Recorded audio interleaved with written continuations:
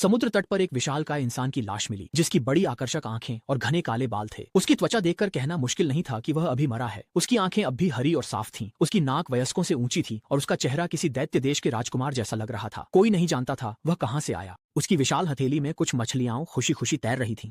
शुरुआत में लोग बहुत जिज्ञासु थे, लेकिन वे केवल दूर से ही देखने की हिम्मत करते थे, जब तक कि एक साहसी लड़की लाश पर नहीं चढ़ गई और दैत्य के शरीर पर खड़े होकर सबको हाथ हिलाकर अभिवादन नहीं किया। इसके बाद ही सब लोग धीरे धीरे पास आ गए। वे दैत्य के शरीर पर चढ़ने लगे। बच्चे उसके पेट पर खेलते कूदते रहे, कुछ तो उसके कान पर बैठकर गाने सुनने लगे और कुछ ने तो सीधे उसकी नाक पर खड़े होकर बैले डांस भी किया। सिर्फ आधे घंटे में ही यह समुद्र तट एक इंटरनेट सेंसेशन और सेल्फी पॉइंट बन गया। लेकिन समय के साथ साथ दैत्य का शव सड़ने लगा। उसकी त्वचा भी पहले जैसी चमकदार नहीं रही और वहां घूमने आने वाले लोगों की संख्या भी काफी कम हो गई। इस समय कुछ मजदूर आपस में चर्चा कर रहे थे कि दैत्य के शव को टुकड़ों में काटकर कैसे ले जाया जाए, क्योंकि उसकी लाश से अब बदबू आने लगी थी और उसकी आंखें भी धुंधली हो गई थीं। यह निस्संदेह इस बात का संकेत था कि दैत्य को प्रकृति धीरे धीरे विघटित कर रही है। इसी दौरान कुछ लोगों ने तोड़फोड़ शुरू कर दी और दैत्य के शरीर पर मनमाने ढंग से चित्रकारी करने लगे। इसके बाद सरकार ने एक इंजीनियरिंग टीम भेजी, जिन्होंने दैत्य के शरीर को 19 टुकड़ों में काटा। देखा गया कि उसकी टांग की हड्डी एक कसाई की दुकान ने साइन बोर्ड के लिए ली, उसकी खोपड़ी एक भिखारी ने आश्रय बना ली और उसकी सबसे कीमती चीज सर्कस के मालिक ने नमूने के तौर पर रखी। जल्द ही समय ने लोगों की यादें मिटा दी। दैत्य के सुंदर शरीर का अब बस कंकाल बचा था, सिवाय कभी कभार रुकने वाले समुद्री पक्षियों के। अब कोई उसे याद नहीं करता था कि वह कभी इस दुनिया में आया था, मानो वह कभी समुद्र तट पर आया ही न हो।